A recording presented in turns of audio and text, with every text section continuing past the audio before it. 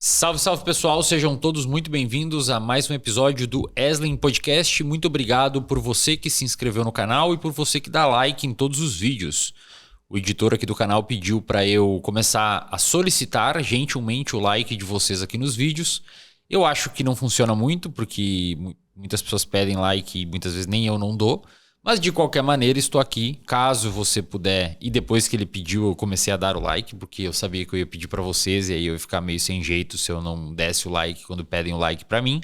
Mas se você puder gentilmente deixar o like no vídeo, ajuda bastante o canal, porque aparentemente o YouTube entende que o vídeo é relevante e impulsiona para mais pessoas. Então agradeço demais se você puder dar o seu like aqui e a gente começar a implementar a cultura do like em episódios que a gente gosta. Fechou? Hoje nós estamos aqui para mais um podcast que está norteando o tema saúde mental. A minha convidada é a Aline Feitosa Sampaio, que é psicóloga, supervisora clínica com métodos de supervisão psicológica baseada em evidências, parceira e coordenadora na Clínica BeHealth, professora do Instituto de Psicologia Baseada em Evidências, mestre em Psicologia pela Universidade Federal da Bahia.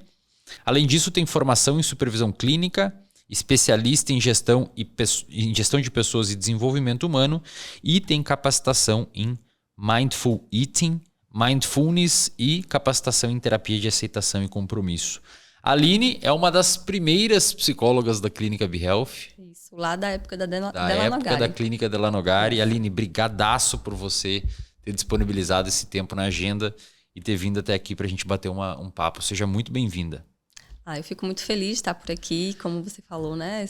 Sou lá da época da Clínica Delanogari. 2021, né? 21, logo ali pós, né? A pandemia. E comecei na Delanogari, estou na BeHealth, no IPBE também. E assim, legal. Fico muito grata de todas essas oportunidades e mais esse espaço aqui que você tem dado pra gente. Legal. Aline, a Armin te mandou um presente, depois eu te entrego ali. Ótimo. Se você que está em casa quiser comprar roupas que pode ser usada tanto na moda casual para você trabalhar, para você fazer uma reunião, para você ir para a empresa, para você atender, para você, seja lá qual for a sua profissão, e também utilizar para a prática de esportes, a Armin tem excelentes soluções, basta você entrar no site da Armin e usar o cupom ESLEN para desconto.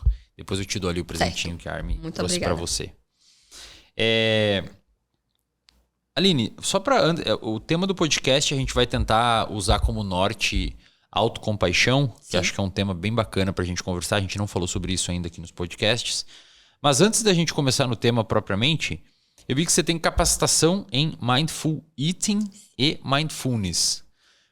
Só para não ficar esse ponto de interrogação na cabeça da galera, e a gente nunca teve um episódio sobre isso especificamente, você poderia... Tem alguma relação com o tema do podcast, essas suas capacitações? Claro. Se você puder dar uma norteada. Ótimo início. Você sabe que quando eu for trazer um pouquinho do conceito do que é autocompaixão, e um dos elementos é a atenção plena. Que legal. Então, vou pegar um desses elementos da autocompaixão para a gente começar trabalhando um pouquinho aqui.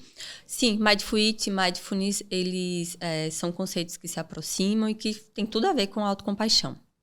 Mindfulness, a gente está falando ali sobre estar no momento presente. Então, quando a gente está no momento presente, a gente acaba adotando uma postura mais atenta. Uhum. Uma postura que também é uma postura mais observadora, uma postura sem julgamentos. Isso é muito difícil. É muito difícil a gente sair de uma postura de autocrítica, de autojulgamento, de fato, tentar nos desenvolvermos cada vez mais, especialmente na sociedade que nós estamos, hiperestimulados o tempo todo. E a atenção plena faz com que a gente adote essa postura, de fato, de estar com os pés no chão. Eu gosto muito de falar isso para os meus pacientes, que uma das grandes questões, um dos grandes fatores que faz com que a gente cada vez mais esteja aí, propício a desenvolver transtornos mentais, é a gente sair do aqui e agora. É a gente sair desse momento. É eu sair desse momento que eu estou conversando com você e ir lá para o que você vai ter que fazer, sei lá, semana que vem. Ou ir ficar ruminando muitas vezes o que aconteceu ontem. Nós temos essa capacidade, né? Claro, nós temos essa possibilidade cerebralmente de fazer, só que a gente precisa ficar no momento presente. E contextualizar o que está acontecendo agora faz com que a gente, de fato, a gente se compare menos, a gente se critique menos e a gente possa viver o que está acontecendo agora. Então, o Mindfulness é uma postura de estar no momento presente, de ter atenção ao que está acontecendo agora. E quando a gente consegue parar e viver o presente, a gente consegue entender o que está acontecendo internamente. Sim. E aí, o que está acontecendo internamente, pensando nos componentes da saúde mental, a nível emocional, emoções, comportamento, pensamento. A gente só consegue entender o que está acontecendo aqui quando eu pauso, quando eu estou no aqui e agora. E aí vem para um gancho, que eu vou falar muito quando a gente trazer mais autocompaixão, que é a possibilidade de cuidado. É só quando eu estou no aqui e agora que eu consigo cuidar de mim. Você é a pessoa que está com você mais tempo durante o dia. Então, Wesley é quem tem mais capacidade de cuidar de Wesley. Só que muitas vezes a gente não consegue saber o que é que a gente precisa. Como é que eu cuido melhor de mim agora? Só que eu só consigo entender e ter clareza mental do que é que eu preciso agora quando eu pauso, quando eu estou no aqui e agora. E é muito difícil a gente estar no aqui e agora. E assim, uma pergunta. Quando você fala estar aqui e agora, dentro dessa lógica do mindfulness, da atenção plena, é um estar aqui e agora temporalmente? Tipo assim, eu não estar pensando em problemas que passaram, nem em problemas que vão vir. Sim. Ou envolve também essa ideia de tirar o filtro da autocrítica? É preciso... As duas coisas. As duas coisas, exatamente. Porque a gente consegue estar no aqui e agora quando a gente tira essa autocrítica. Entendi. E pra gente tirar essa autocrítica, eu preciso me afastar de julgamento. Entendi. Tá? Eu preciso me afastar de uma postura julgadora. Seja um julgamento para as outras pessoas, para o mundo, tá? Para o que eu vejo. Então, isso aqui é preto, né? Essa parede é preta, essa mesa é preta, essas luzes são dessas cores. Então, quando eu paro de julgar, e julgar não é não é uma atitude que eu tô trazendo impressões de qualidade, mas que eu estou descrevendo muitas vezes o ambiente, sabe? E quando eu, de fato, deixo essa postura de auto-julgamento, seja um julgamento interno como um julgamento externo, eu acabo ficando no aqui e agora. Então, eles estão colados, eles estão juntos, sabe? É muito difícil eu estar no presente se eu não me afastar de uma possibilidade de julgar. E quando eu me afasto desse julgamento e de um auto-julgamento também, eu consigo observar melhor. E é exatamente esse ponto. Eu consigo observar internamente o que é que está acontecendo. Meu coração está acelerado, não está acelerado, eu estou suando mais, eu estou suando menos, eu estou com fome. Eu tenho um exemplo, assim, que é um exemplo pessoal, que aconteceu há um tempo atrás, de um dia que eu estava muito sobrecarregada de trabalho, e eu comecei a sentir a respiração muito curta. Coração mais acelerado, e eu fiquei assim, comecei a me monitorar. Nossa, mas o que é que tá acontecendo?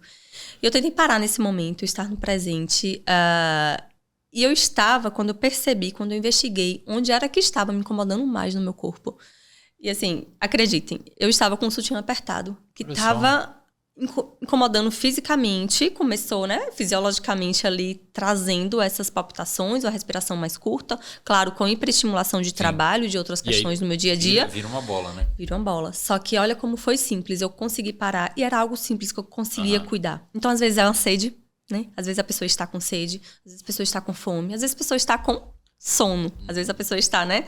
Calor realmente também, né? Calor. Então, são pontos, são detalhes que muitas vezes a gente não consegue perceber porque a gente não está no aqui e agora. Mas daí você acha que o automatismo e essa velocidade atualmente do mundo faz com que coisas assim fiquem cutucando, mas passem desapercebidas pela gente, como por exemplo, o exemplo do sutiã ou de qualquer outra Exatamente. coisa. Em um dos cursos que eu fiz de Mindfulness, a professora, a instrutora, ela trouxe mais ou menos assim, que nossos dias normais, eles são corridos. Então, a gente sempre está correndo para finalizar uma atividade. A gente geralmente está comendo rápido também, ou assistindo, né, ou com a tela. Ou a gente está com os pensamentos acelerados, pensando no que eu tenho que fazer depois, no que eu fiz anteriormente, muitas vezes com a postura de auto-julgamento. Então, esse automatismo, ele faz com que a gente saia do aqui e agora. E a gente começa a construir o que a gente chama nesse mundo do Mindfulness, que são os hábitos mentais. Então, você que fala muito de hábitos, né? Mas nós temos também o que a gente constrói, que é em relação a esse padrão de funcionamento mental. E a gente constrói hábito mental no funcionamento de fato. Trazendo até um pouco da minha experiência atual, que é da maternidade, nossa, é necessário estar em um automático. Mas se eu estou no automático o tempo todo, eu me afasto desse processo de cuidado. Uhum. E é realmente a sociedade que a gente vive de hiperestimulação o tempo todo, com muitas opções, a gente vai ficar, de fato, cada vez mais conectado, cada vez mais hiperestimulado. E é difícil a gente ficar no presente se a gente não consegue sair do automático. Quando eu trago essa psicoeducação, até mesmo dentro do consultório, eu gosto muito de dizer, gente, a gente precisa entender que eu preciso contextualizar. Eu preciso colocar os pés no presente. Então, se é difícil você se afastar um pouquinho do que você vai ter que fazer amanhã, na próxima semana, tenta fazer uma descrição mesmo. Olha, hoje é tal dia. Hoje é dia 12. Perfeito. Hoje é dia 12 de setembro de 2024. Eu estou aqui neste momento conversando com o Wesley. A gente está aqui fazendo esse bate-papo para o podcast. Eu começo a fazer um aterramento. Eu começo a aterrissar no que está acontecendo. E aí eu tento me afastar um pouquinho de tudo que está em torno. Não é fácil, tá? Porque a gente não está acostumado, tá? O nosso cérebro, ele vai economizar energia, ele vai economizar, porque ele já utiliza muito para manter as nossas funções vitais. Então, ele vai economizar o que ele pode. E quando a gente faz esse trabalho, né, de trazer mais racionalização, a gente vai consumir mais dele. Perfeito. Então, de fato, não é simples. É muito mais simples estar no automático, mas é necessário, muitas vezes, a gente precisar sair um pouco do automático. E aí, uma das coisas que você também se capacitou foi essa ideia de estar aqui presente na comida. Isso. Porque o eating ali é uma questão que você... Existe uma demanda importante nessa... Existe. E quando a gente pensa... Que a galera que come... além dos transtornos, né, voltados para os transtornos alimentares, a gente tem comportamentos alimentares que não entra ali em uma categoria de fato para fechar um diagnóstico. Então, pensando muito em uma lógica de processos, né, processos que trazem alguma desorganização, prejuízo no comportamento. Existem comportamentos alimentares que eles trazem sofrimento. A gente vê muito o que a gente chama de comer transtornado. Então, a gente tem um hábito de comer de uma maneira que eu não estou no aqui e agora. Eu estou comendo enquanto eu respondo um e-mail. Eu estou comendo enquanto eu assisto um episódio de alguma série. Ou quando eu assisto um episódio de um podcast. Eu estou comendo enquanto eu escuto música. Eu estou sempre buscando algum outro estímulo para conectar a comida. Hoje em dia, isso acontece muito. E o Mindful Eating faz exatamente essa lógica de unir o aqui e agora na comida. E quando a gente pensa no Mindful Eating, tem uma das práticas que para mim é uma das práticas preferidas, que quando a gente pensa no Mindfulness, temos práticas formais e práticas informais para a gente exercitar o Mindfulness. Eu, assim, sou adepta e gosto das práticas informais porque acaba ficando mais simples. O que é informal? Você fazer em qualquer contexto? São práticas que a gente consegue inserir no nosso dia a dia. Então, a gente pega atividades da vida diária e a gente pratica o Mindfulness e a atenção plena ali. Assim. Tipo lavar a louça, tipo tomar um café, tipo beber uma água. Então, você toma... a gente também não pode romantizar, né? E dizer que a gente vai conseguir ter tempo para ficar em Mindfulness. Não, mas será assim durante o dia você não consegue escolher algum momento e fazer uma prática de Mindfulness? Entra o Mindful Eating. Vamos pensar, qual é o momento da sua alimentação, durante o seu dia, que você gosta muito, que você tem percebido que você não está fazendo mais? Então, você não está mais tendo aquele momento prazeroso com a comida de fato. Você está simplesmente engolindo e não está nem percebendo saciedade, não está percebendo sabor, não está percebendo nada. Temperatura, né? Passa temperatura. Tudo... Então, escolha. E aí, eu vou trazer o meu exemplo. Eu gosto de café, então até às 15 horas, escolhe ali um momento. Eu gosto muito de pensar no início do dia, a gente já começa o dia com a lógica de pausas. Então, escolhe um momento para você pausar em um comportamento alimentar. Vai ser no café, vai ser na água que você toma quando você acorda. E começa a prática. Você vai... Né, que a gente tem um copo de água. Então, observa um pouco esse copo mesmo. Peso dele. Peso, né? Tem aroma, não tem aroma, temperatura. Quando você coloca na boca, tenta não engolir logo. Segura um pouco na boca. O que é que você sente? Geralmente, a gente percebe coisas diferentes do que a gente percebe quando a gente mastiga e a gente já engole. Então, é tentar fazer uma prática simples mesmo. Pode ser no Mindful Eating, pensando na comida, escolhe um momento, escolhe alguma experiência alimentar e vai fazer essa pausa durante comer. Pensando no mindfulness, né? Ampliando um pouco mais, o mindfulness informal, em alguma atividade da vida diária, pode ser enquanto lava a louça, pode ser enquanto você toma um banho. Eu fiz muito mindfulness enquanto lavava a louça. Sentia a temperatura da água, a textura do prato, sim, sabe? Tudo, a esponja. É um momento, assim, que além de você resolver um problema do dia a dia, exatamente, você desopila a sua cabeça, assim, de um jeito maravilhoso. De ficar aqueles 10 minutos ali, presente só ali. Né? Sim. Quer ver uma atividade, assim, que eu gosto bastante? Tem um tempinho que eu não faço, mas é trilha. Não sei se você já fez trilha. Nossa, e trilha... tem várias trilhas legais. Trilha você tem que estar no momento presente, porque senão você vai pisar numa pedra que vai estar em falso, você vai né, pisar em um bicho. Então, se você se preocupar com outra coisa, pode dar ruim ali, naquele momento. Então, isso é muito importante. Eu sei que na sociedade que nós vivemos hoje, não tem como a gente viver em mindfulness, a gente, né, se excluir. E tem que ser um esforço ativo, porque hoje tudo leva para o automatismo, né? Aí, já entrando no tema compaixão, autocompaixão, por exemplo, quando a pessoa que está ouvindo o podcast agora e ela não consegue ter momentos para entrar em mindfulness, estar no momento presente, ou mesmo ela tem os momentos, mas não consegue engajar nisso e fica se culpando, se colocando para baixo, que não consegue, que é incapaz, que é insuficiente. Isso, a autocompaixão seria um trabalho a ser feito nesse tipo de situação dessa pessoa? Sim, também. O que é autocompaixão? Tá. Autocompaixão é um conceito relativamente novo. E assim como eu, talvez você e outras pessoas podem ter também o que a gente chama um pouco de um olhar assim torto para autocompaixão, tá? Então, antes de eu começar a estudar autocompaixão, eu tinha um certo ranço da autocompaixão, então achava que passar pela mão, passar a mão pela cabeça, sabe? É ser preguiçoso e tal. Mas não. Inclusive, a segunda vez que eu comecei a estudar autocompaixão, que eu consegui compreender um pouco mais, sabe? E não, vou dar uma chance à autocompaixão. Então, o trabalho da autocompaixão na clínica, ele faz, de fato, para que a gente consiga ir de encontro com algumas dessas nossas crenças de incapacidade, né? De acreditar que eu não sou bom o suficiente, ou que eu não sou amada, ou que as pessoas não gostam de mim. E a gente consegue associar esse trabalho. Então, a autocompaixão como conceito, eu gosto muito de começar um conceito que é de cuidado. Como eu falei anteriormente, Esley é a pessoa mais capaz de cuidar de Esley. Você compartilha o seu dia, né, 100% com você. Então, só que muitas vezes a gente não desenvolve essa capacidade de cuidar de nós mesmos.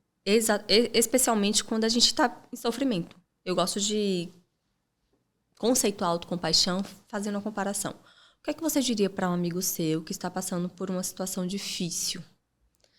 Tá? Geralmente, vamos imaginar uma situação difícil. Um amigo foi demitido, perdeu o emprego e não está conseguindo se restabelecer, está sendo difícil. Então, geralmente, quando acontece uma situação assim, a gente vai ter ali palavras, né, de gentileza, vai escutar. Mas quando é pra gente, a gente usa muito mais palavras de autocrítica. Tá? Então, o olhar compassivo para o outro, a gente consegue desenvolver.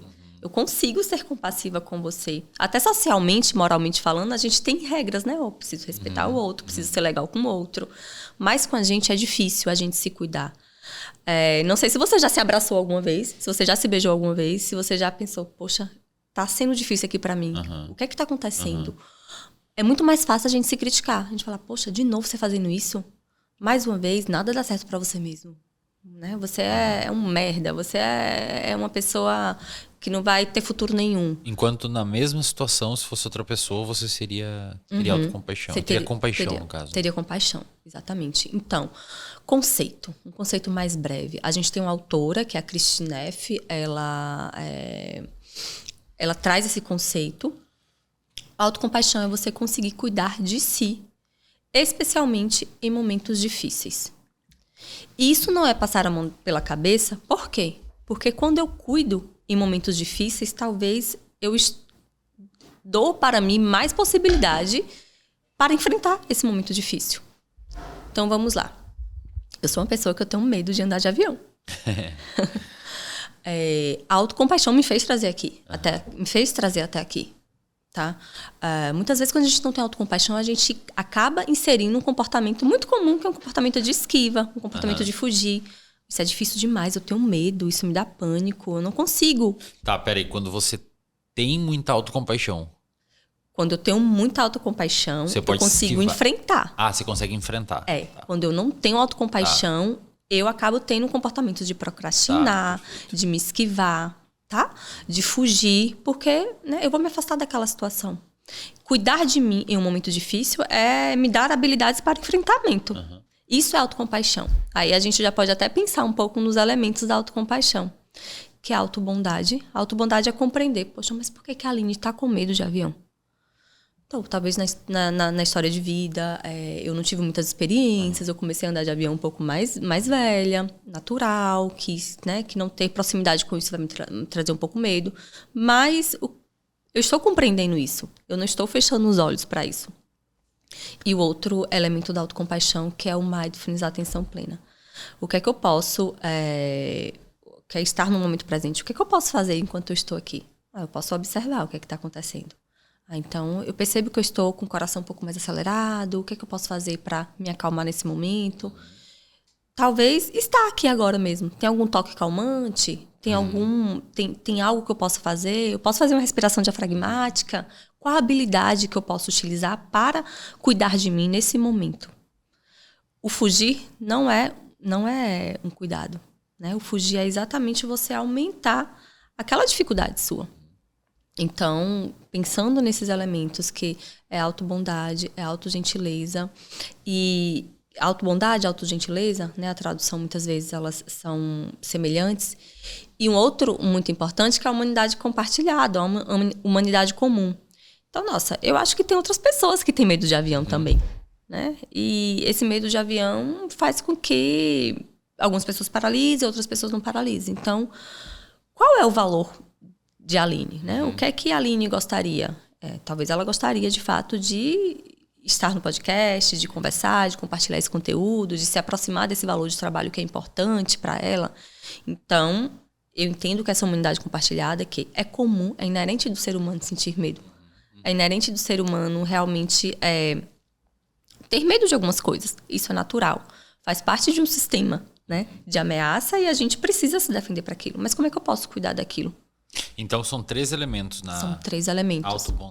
Autobondade, a humanidade comum, humanidade compartilhada e a atenção plena. Atenção plena, perfeito. Então,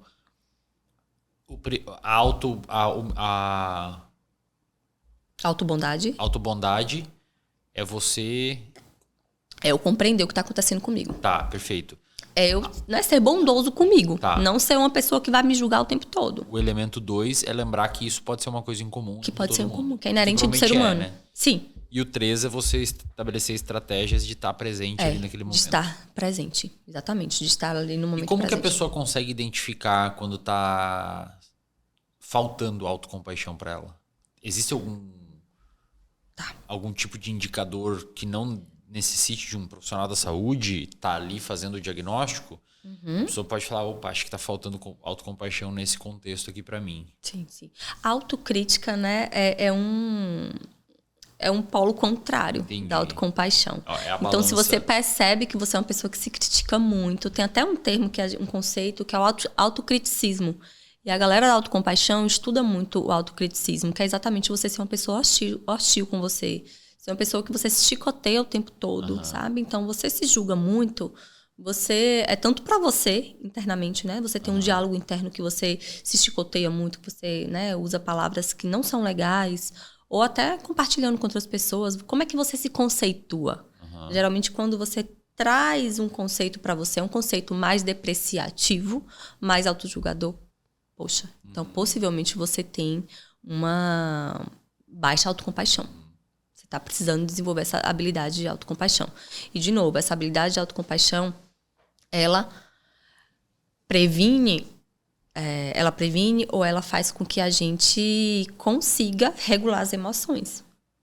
com que a gente consiga diminuir a intensidade de alguns transtornos mentais, que a gente consiga, de fato, nos regular emocionalmente, mas ter essa habilidade, sabe? Pra galera que não sabe o que é regulação emocional, como é que a gente pode explicar?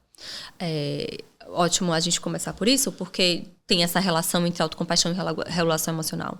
Então, nós temos emoções, né? Sentimos emoções durante o dia, várias. Experimentando essas emoções. E muitas vezes, em alguns momentos do dia, nós vamos ter emoções mais intensas do que outra. Então, viver emoções de uma maneira muito intensa vai trazer alguma desregulação dessa emoção. É como se fosse um radinho mesmo, que ele está desregulado, uma televisão que está desregulada e que fica chiando. Então, algumas emoções, ela se sobressai e ela faz com que eu me desregule naquele momento, seja em comportamento, então tendo um comportamento que muitas vezes pode não ser inadequado para aquele momento, pode fazer mal para mim ou para outra pessoa. Então, desregulação emocional é estar com a emoção mais intensa do que a outra, e essa emoção mais intensa faz com que eu tenha algum prejuízo para mim, especialmente a nível de comportamento. Tá? Então, por exemplo, eu estou desregulado, passei por uma situação e estou com muita raiva. Estou sentindo muita raiva a partir dessa situação. Então, posso ser grossa com a pessoa, posso destratar uma pessoa. Isso, né, não foi legal. Isso não foi algo que realmente foi adequado naquele momento. Então, entender que situações vão nos desregular emocionalmente e que eu posso me regular emocionalmente é extremamente importante. Aí é que entra a autocompaixão. Perfeito. Sabe? A autocompaixão vai fazer com que a gente centralize o que está acontecendo. Eu gosto de utilizar a seguinte frase, é girar a câmera para dentro. A autocompaixão faz com que a gente consiga fazer uma investigação interna, girar a câmera para dentro e entender o que é que está acontecendo aqui. Muitas vezes, eu até dei essa garrafinha para Pedro brincar hoje, uma garrafinha de água, e eu falei para ele, mãe, aqui tem uma água. Quando a gente agita muito, as emoções ficam bagunçadas, a gente não consegue entender, olhar. Quando a gente para de agitar, eu imaginando que ele está entendendo, né, um pouquinho, mas ele começa a associar. E aqui, quando a água ela para, as emoções elas vão ficando ali a nível funcional, para que eu possa me relacionar com as pessoas, me relacionar comigo mesma. Então, a autocompaixão faz com que eu olhe e que eu consiga perceber como é que está essa desorganização internamente. E, para mim, uma das coisas mais essenciais da autocompaixão é a possibilidade de cuidado. Ela faz com que a gente consiga fazer a seguinte pergunta: como é que eu cuido melhor de mim agora? Perfeito. Tá? E vai ser de maneiras diferentes. Eu posso cuidar melhor de mim agora de uma forma... Mas, no caso, a autocompaixão, ela te dá esse guia pelo fato de você identificar em qual área você está se autocriticando demais? Sim. Em qual área e até o que é que está acontecendo comigo fisicamente. Até falando na autocompaixão, trazendo um outro autor, não sei se você já ouviu falar, da terapia focada na autocompaixão. Não é uma abordagem teórica, tá? Mas é uma terapia, na verdade, uma maneira de intervir. E aí o Paul Gilbert, ele é o autor, ele é o criador dessa terapia. E claro que fala muito da autocompaixão. Então, ele construiu ali um sistema de autorregulação emocional que essa terapia da autocompaixão, qual é a base? Não tem uma base teórica, como a abordagem teórica, né, TCC, análise do comportamento, mas a base é a ciência básica, é a psicologia evolutiva. Então, usa exatamente uma base muito biológica para pensar na regulação emocional. E aí ele divide esse sistema de regulação emocional em três setores e traz cores para isso. Eu acho muito legal e didático. Então, fala do sistema de aprendizagem, que é o sistema azul. Esse sistema de aprendizagem, ele está relacionado ali para a gente buscar recursos. É um sistema que nos traz motivação, que quando a gente ativa, a gente tem possivelmente a dopamina agindo aí. Então, tá? E ele traz uma separação também em relação às regiões do cérebro. Então, ele traz uma relação ali do núcleo accumbens, nesse setor do sistema de aprendizagem. Tá? Esse é um dos setores. O outro setor é um setor de suavização, que ele categoriza ali como um setor verde. É um setor que é para manejar estresse. tá? Esse setor de manejar estresse faz com que a gente entenda o que é que eu preciso, como é que eu preciso cuidar um pouquinho de mim ali.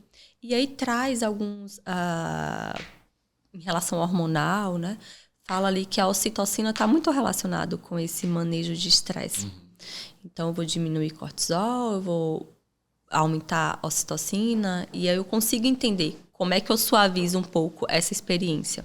E um outro setor, uma outra parte, é um sistema de ameaça, né? Que está relacionado com a amígdala, que está relacionado com a percepção de perigo, então luta ou fuga, e que vai trazer adrenalina, cortisol.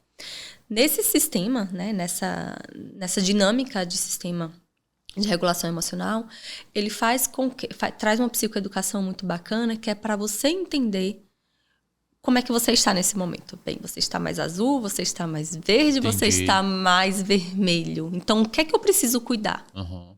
Sabe?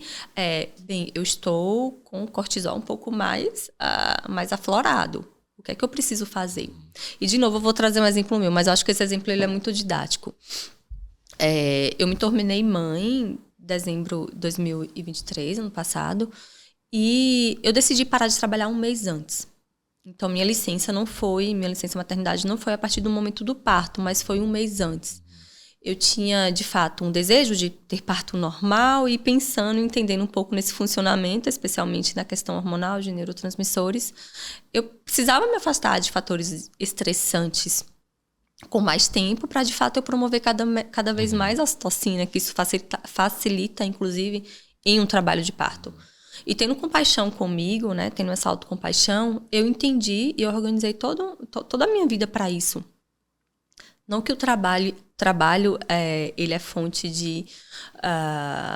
não julgando em relação a ser uma coisa boa ou ruim, mas, de fato, é um estímulo que gera estresse. Claro, tem que resolver um monte de problema, né? Exato. Então, assim, a nível de estresse bom e a nível de estresse patológico. Sim. Então, eu quis me afastar daquilo e, de fato, ficar mais voltada para o cuidado e possibilitar isso. Então, foi essa escolha que eu fiz para que eu pudesse, de fato, talvez seguir o caminho que eu desejaria. Claro que entendendo que seria ali o parto possível, que poderia acontecer o que tivesse naquele momento presente. Mas, bem, o que é que eu posso fazer nesse momento? Como é que eu posso cuidar? Então, o sistema de suavização ali, né, o sistema voltado para manejar estresse, foi o que eu precisava cuidar mais naquele momento. Talvez em outro momento eu vou estar tendo mais autocompaixão comigo, cuidando mais do sistema azul, que é o que eu estou fazendo agora. Perfeito. Então, eu estou buscando recursos, eu estou buscando aprendizagem, eu estou retornei a trabalhar. Então, eu estou, de fato, desenvolvendo isso em mim. Sendo autocompassiva comigo neste momento, é entender, olha, eu cuido melhor de mim agora trabalhando. Perfeito. Eu preciso retomar. Eu cuido melhor de mim agora, talvez alugando uma sala e trabalhando online, perfeito, porque eu preciso retomar esses outros aspectos da minha vida. Tipo, então esse mapa que você desenhou das 3 cores, ele meio que... Ah, você tem ali, legal. Tenho. Ele meio... Depois eu posso até compartilhar e deixar o link também do desenho. Ele meio que... Se eu tô entendendo... Porque assim, uma das questões que acho que fica... Quando a gente fala de autocompaixão, acho que um dos medos da galera é achar justamente que é passar a mão na cabeça demais e tal. Pelo que eu entendi, esse diagrama ele meio que bloqueia isso, porque você tem que... Quando tá faltando o azulzinho... Exatamente. Então, assim, porque é uma linha nevoeira, assim, aonde é o passar a mão na cabeça de forma exagerado e onde, né, quase beirando, sei lá, um vitimismo, e onde, de fato, tem que segurar porque tá ruim. Sim. Imagino que essa linha, obviamente, ela... Para algumas pessoas, a pessoa aguenta até mais um extremo, outras é um pouquinho antes, e não há nada de errado nisso, né? Mas quando você tem essa visão completa da situação, você evita cair muito pro lado. Foi aí que eu comecei a... Não, deixa eu dar uma chance para esse tema da autocompaixão. Legal. Quando eu fiz uma dessas capacitações em Mindfulness, a professora, né, a instrutora, ela trouxe esse sistema de regulação emocional, esse diagrama de Paul Gilbert, e faz o Paul Gilbert, ele traz essa lógica, de fato, da psicologia evolutiva, trazendo essa base um pouco mais neurocientífica, sabe?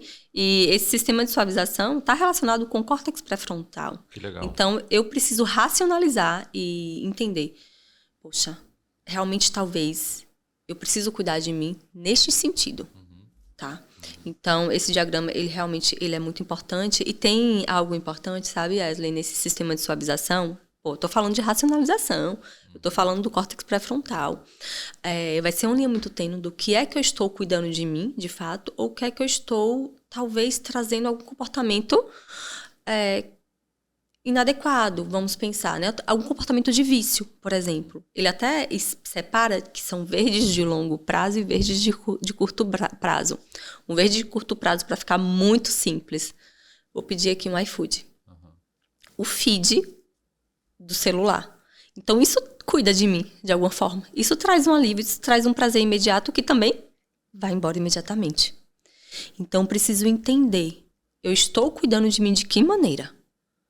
Um verde de longo prazo, seria, eu preciso ter uma alimentação bacana, eu preciso cuidar do meu sono, eu preciso fazer exercício físico. Porque de longo prazo eu não vou ter o prazer imediato, né? Eu vou perceber de fato a melhora em qualidade de vida a longo prazo. Isso é muito difícil. Isso é autocompaixão, tá? Então, quando eu comecei a associar, quando eu comecei a estudar e entender que a autocompaixão ela tem uma base, de fato, não é passar a mão pela cabeça, não é ser bonzinho o tempo todo comigo. É cuidar de uma maneira, muitas vezes, mais agressiva. Tem até um livro novo, que eu não li ainda, que é da Kristin Neff, que é Autocompaixão Feroz. E traz exatamente essa questão que a autocompaixão, né, só de uma maneira geral, não li. Mas essa autocompaixão feroz é exatamente olhar que eu vou ter que ter comportamentos de enfrentamento. É afastar cada vez mais a autocompaixão do olhar de que a gente tem, que é de passar a mão pela cabeça. Eu acho que popularmente é entendido assim, né? Sim. Como passar a mão, assim. Exato. No livro tem até um exemplo bem bacana que traz a seguinte situação. Uma criança tirou uma nota ruim em uma prova de matemática. Então, pode ter três maneiras ali dos pais lidarem com isso. Ou falar, né, ou brigar com ele, com essa criança. Nossa, mais uma vez você tirou uma nota ruim, você não vai conseguir ser ninguém, né? Você foi muito ruim nessa matéria, de novo isso, você não é tão bom quanto seu irmão, que tira nota boa. Essa é uma posição. Outra posição é, que besteira, não tem nada não, você pode recuperar na próxima, não precisa se preocupar não com isso, é assim mesmo. Às vezes a gente tira uma nota ruim, às vezes a gente tira uma nota boa. E uma outra situação é, nossa, realmente você tirou uma nota ruim, isso você pode estar se sentindo mal com isso, eu entendo que é ruim tirar uma nota ruim, mas a gente precisa olhar para isso, a gente precisa entender onde é que qual é que está sendo sua dificuldade. A gente vai ter que olhar um pouquinho para isso. Então, a gente pode entender que existem maneiras de lidar de uma forma diferente com situações. Possivelmente, essa terceira postura é uma postura compassiva. Uma postura de que, olha, eu não vou te depreciar. Eu não vou te maltratar por isso. Mas eu vou cuidar. Eu vou validar o seu sentimento. Eu vou validar a sua emoção. Eu sei que você deve estar triste com isso. Imagino que não deve ter sido legal tirar uma nota ruim. Mas a gente tem um caminho para seguir ainda assim. A gente pode seguir por aqui. Mas no caso, a pessoa, para exercitar isso, ela teria que fazer isso com ela mesma. Sim. E que é difícil, porque a gente tem essa tendência de fazer isso pelos outros e não por nós. Uhum. Por isso que não é a minha área, né? Mas a área da psicologia infantil, existe uma orientação muito forte com os pais. Então, essa orientação com os pais, exatamente para a gente tentar ser compassivo com os nossos filhos, para que, de fato, a gente diminua, talvez, possíveis desenvolvimentos de transtornos mentais, né? Possíveis crenças que são mais disfuncionais aí. E como é que a gente consegue trabalhar esses conceitos de autocompaixão para a pessoa que está em casa? Assim? A pessoa está em casa agora, ela já entendeu que tem 3 elementos importantes na autocompaixão, né? A bondade, a humanidade compartilhada, autobondade, humanidade compartilhada e o estar aqui presente, né? O Mindfulness, atenção plena. Então, beleza, identificou isso e ela também já entendeu no episódio que o polo oposto da autocompaixão é a autocrítica. Sim. E, portanto, aonde na sua vida, trabalho, saúde, aonde a tua autocrítica estiver muito alta, relacionamento, né? Onde a autocrítica estiver muito alta, provavelmente é ali que você tem que mirar e aumentar a sua autocompaixão. Sim. Como é que a pessoa pode implementar em prática itens aí, rotinas de autocompaixão? Tem alguma... Sim. Eu até mencionei, né, sobre as práticas que são práticas informais de mindfulness, usando um desses elementos, mas a autocompaixão ela traz uma lógica muito importante de pausas. Então, pausar para cuidar. Eu só consigo cuidar quando eu pauso. Eu só consigo entender o que está acontecendo comigo quando eu pauso. Então, assim, para eu entender onde é que eu cuido, eu preciso pausar. Tá? Então, uma das práticas que é importante são práticas de pausa. Eu não preciso pausar e fazer meditações guiadas, eu não preciso pausar... No caso, a meditação guiada seria o mindfulness formal. Isso. Ah, tá. Isso, seria o mindfulness formal. E aí, algumas práticas informais é exatamente o que eu faço em atividades que são atividades do meu dia a dia, atividades que eu já estou habituada a fazer, tá? Mas, além dessas práticas informais, eu gosto de pensar, e tem um exercício em autocompaixão. Se você for entrar em contato, tem um livro aqui que eu trouxe também, se você for entrar em contato com o tema de autocompaixão, geralmente é um tema que é muito conceitual e muito prático, porque traz exercícios para você ir praticando. Então, voltando à prática. Pode mostrar o livro para a câmera ali, só para a galera que tiver interesse? É esse livro, Autocompaixão. Eu falo que o título é um título que a gente olha assim, será se autoajuda? Autocompaixão. Pare de se torturar e deixe a insegurança para trás. Mas por que fala de insegurança? Porque pessoas autocríticas são muito inseguras. Então, a autocompaixão, ela traz uma segurança também. Tem um outro livro, que depois eu posso mandar o link, que é um guia prático de autocompaixão e mindfulness, que é muito legal também, tem muito exercício prático. E aí, um dos exercícios que eu pensei, até para falar aqui para vocês, é o de lembretes diário. No meu computador tem um lembrete que é pause, que é um lembrete de pausar durante o dia, mesmo na sua rotina, e você entende sua rotina. Como é a sua rotina? Tem alguma atividade que na sua rotina é mais estressante? Que atividade é essa? Sei lá, é a atividade que eu faço logo depois do café da manhã, é no início do meu trabalho, é no turno, ali meio-dia, quando eu termino um turno de trabalho, eu vou ter um outro turno de trabalho, ou é quando eu chego em casa, que eu vou, né, ter demandas de casa, ou é quando eu vou levar meu filho na escola e eu vou pegar o trânsito. Identifica na sua rotina qual é o momento mais estressante. Tenta fazer uma pausa antes. Ou tenta deixar lembretes. É no momento que você está no trânsito para levar seu filho na escola que você se sente mais estressada, já deixa ali, em algum lugar do seu carro, um lembrete. Você diz um post-it mesmo? Um post-it mesmo. No meu computador tem um post-it e eu escrevi ali pausa. Eu gosto muito das pausas transacionais, que é a gente fazer uma transição entre atividades diferentes. Então, eu chego para trabalhar, eu estava tomando café, aí eu vou trabalhar, eu faço uma pausa, que é uma pausa que pode ser, né? Você sentar, você fazer ciclos de respiração e tentar entender o que é que eu estou sentindo agora. Tem alguma emoção aqui desconfortável? Tem algum pensamento mais acelerado? E fazer um automonitoramento. E aí, quando eu vou fazer terminei de trabalhar, vou parar para almoçar. Essas pausas transacionais eu gosto muito porque ela acaba deixando as coisas nos seus lugares. Então, o que aconteceu no turno da manhã, ficou no turno da manhã. Eu estou fazendo o que agora? E o que vai acontecer depois, vai acontecer depois. Essas pausas transacionais fazem com que a gente fique mais no presente. O problema é que, geralmente, essas pausas transacionais, a galera fica no celular, né? Exatamente. Talvez você não consiga fazer essas pausas transacionais em todas as transições do seu dia, mas escolhe um momento para fazer algumas pausas, ou então fazer ali aquela prática ali informal, pensando no Mindful Eat. Funciona bastante também. Como é que é para a gente deixar um pouco mais prático para quem realmente não entende nada de mindfulness? O que seria essa atenção plena ou prática informal de atenção plena?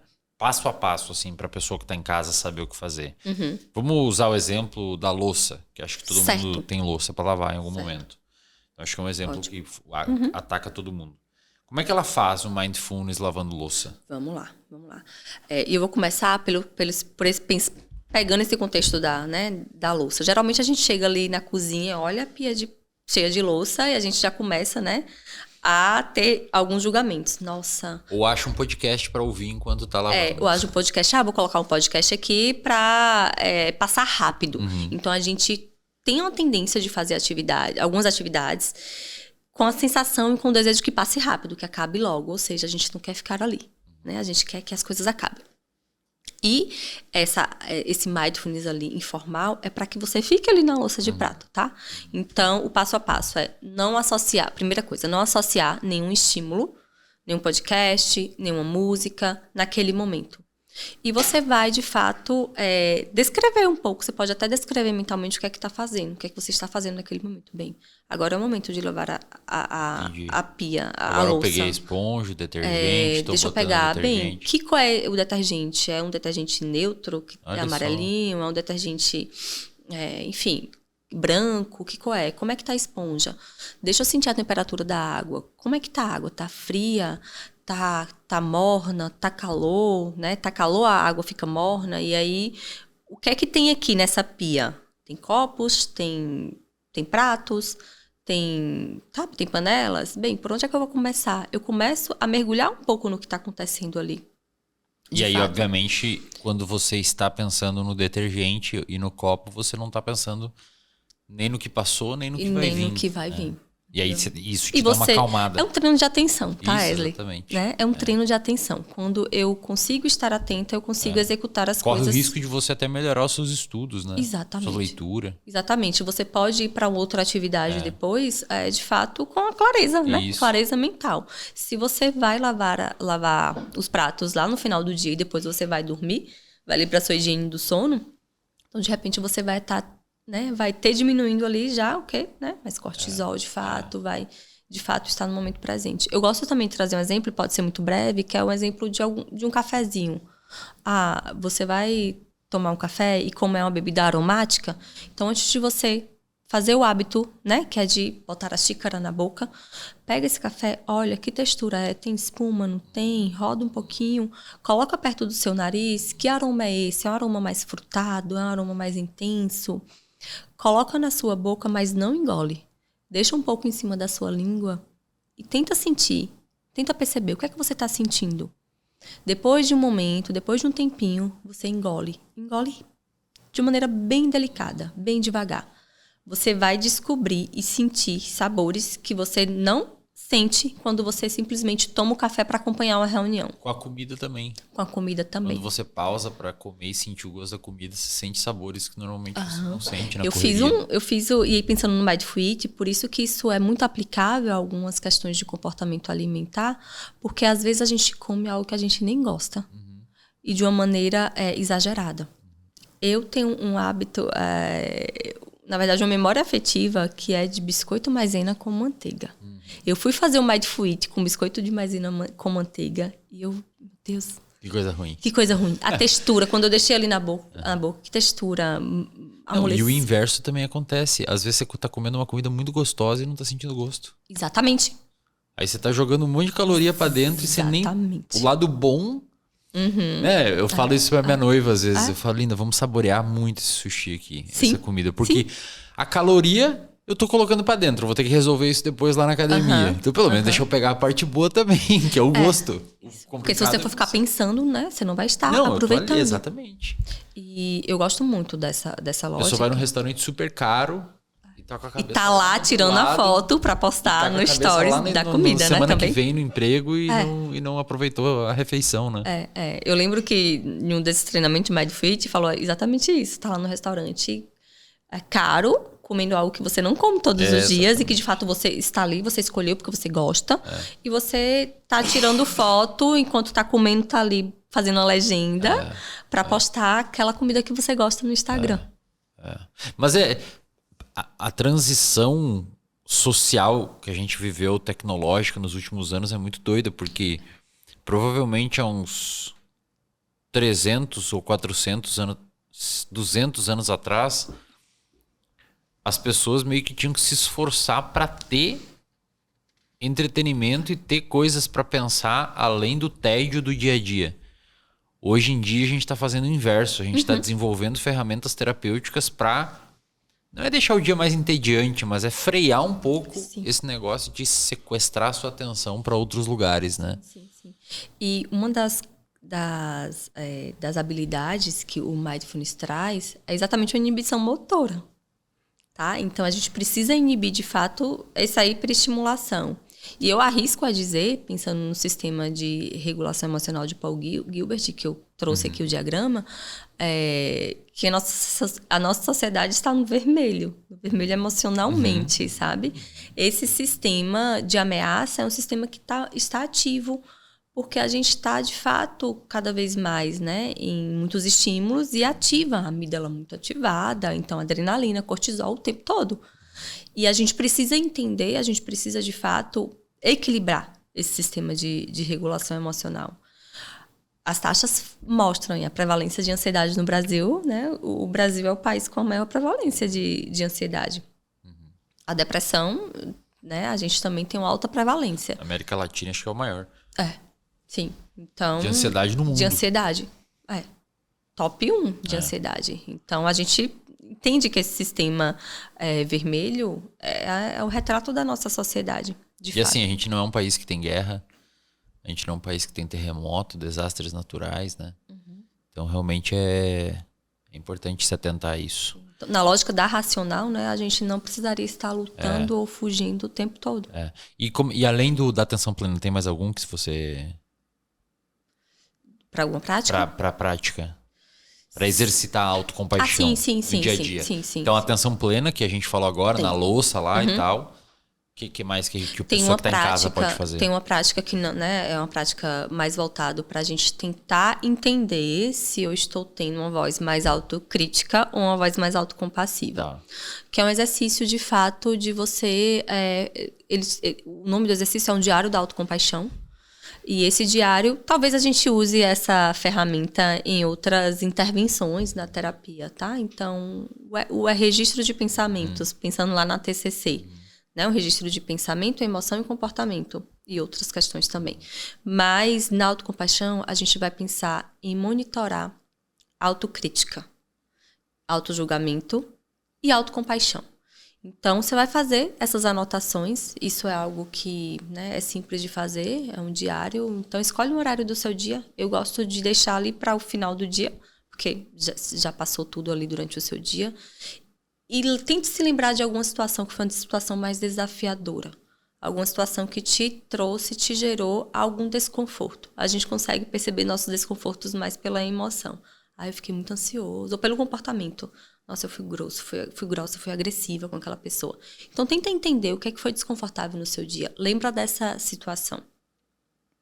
Nessa situação, né, naquele momento, o que você consegue capturar teu pensamento? Foi um pensamento, e você vai tentar entender se o seu pensamento ele foi mais autocrítico ou foi autocompassivo. Possivelmente, você teve pensamentos autocríticos. Nossa, você foi uma pessoa má, você foi uma pessoa grossa, você foi uma pessoa incapaz naquele momento lá que te fizeram aquela pergunta no trabalho, você não soube responder. E aí, o que é que você diria para você agora? Qual seria uma voz autocompassiva? Pensando nos elementos da autocompaixão, especialmente no elemento da humanidade comum, da humanidade compartilhada. Que aquilo ali poderia ter acontecido com qualquer um. Exatamente, isso pode ajudar bastante. Tá? Perfeito. Então, ou agora... né, nesse horário que já passou aquela situação, o que é que você poderia dizer para você agora, diferente do que você disse lá? E aí a gente vai tentando desenvolver um pouco dessa voz autocompassiva. Exatamente. Aí você sugere registrar, anotar, escrever. Faz um diário. Eu gosto de algo mais manual, só que, claro, isso é uma preferência. Pode ser Pode ser, né? Notion, a galera exatamente. Que é mais... Carlão, pode aumentar o ar, por favor, aí. Tá? Vai dar preferência, exatamente, sabe? Você é uma pessoa que vai ser na nota do celular, vai ser no note ou vai ser em alguma plataforma. E imagino que com o tempo você começa até detectar um padrão ou eventualmente achar algumas áreas que são mais vermelhas, assim, né? É o monitoramento, sabe, Wesley, do seu padrão de funcionamento. Então, vamos tentar entender o padrão de funcionamento olhando para os conceitos de autocompaixão e de autojulgamento. Perfeito, perfeito. Tem mais algum? Mindfulness. Bom, esses dois aí, se a pessoa implementar, já é bastante coisa, né? Sim. Porque um deles, de certa forma, você está atacando uma parte cognitivo emocional, mas também comportamental, que é o atenção plena. Atenção plena. E o outro é bastante da vida bastante diária. cognitivista, né? Tipo, você registrar o que está dentro do seu cérebro, entender as crenças e tal. Sim, exatamente. Legal. E acaba que o, né, da vida diária também faz com que você analise o seu comportamento. Você coloca o que está acontecendo naquele momento. Tem uma pergunta que eu quero deixar registrado, talvez esse seria um outro exercício. Anote essa pergunta quem quiser. Como você cuida melhor de você agora? Quando a gente faz essa pergunta, a gente precisa pausar. Bem, como é que eu cuido melhor de mim agora? E aí eu volto lá àquele exemplo que eu dei o meu exemplo do sutiã apertado. Como é que eu cuido melhor de mim naquele momento? Foi trocando, né, de sutiã, trocando de roupa. Então, como é que eu cuido melhor de mim agora? Às vezes é um ajuste simples no seu dia. Essa também é uma pergunta, é um exercício de autocompaixão. É como você cuida de você agora. E nesse agora pode ser um agora mais desafiador ou um agora menos desafiador, mais simples. Perfeito.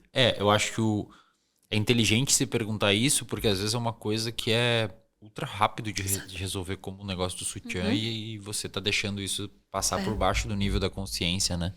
Por não se perguntar, por não fazer esses exercícios. Então é trazer para a consciência, né? Exato. É racionalizar de fato. É ativar esse sistema de suavização. Como é que eu suavizo essa experiência? Como é que eu cuido de mim? Exato. Porque se eu cuido de mim, eu consigo dar conta de outras coisas. Eu consigo cuidar de outras coisas dentro outras áreas da minha vida, seja trabalho relacional, tá? De lazer, de desenvolvimento profissional. Perfeito. Aline, você tem alguma rede para deixar para a galera te achar? Sim. Se eles precisarem te procurar para o seu trabalho, para entender o seu trabalho? Tá. Tenho sim. Eu estou ali no Instagram, @Aline Feitosa Sampaio. Então é onde eu... Principalmente onde você está onde eu estou. Você está atendendo e agora de novo? Atendendo também, estou na clínica, né, na clínica BeHealth, então sou parceira lá da clínica e coordenadora, mas eu também atendo. Show, legal. Então me acha na clínica ou no meu Instagram. Obrigado pela sua presença. Imagina. Espero que a galera tenha pegado a mensagem e que isso seja útil para vocês numa sociedade tão rápida como a que a gente está vivendo. Peço que você deixe o like no episódio, caso isso tenha agregado na sua vida. E peço também que você compartilhe com as pessoas que você julga que tenham interesse neste tema, ok? Assim você reforça o nosso comportamento de continuar vindo aqui gravar para vocês. Estamos quase no episódio 100, eu acho. Esse aqui deve ser uns 80 e poucos, já me perdi aqui. E estamos figurando com frequência no top 1 do Spotify Brasil na categoria Ciência. Então, obrigado, Aline, por colaborar com esse projeto, contribuir com os nossos episódios. Eu agradeço, estou muito feliz de estar aqui. E, pessoal, até a próxima, até o próximo episódio. Deixa o like aí e valeu!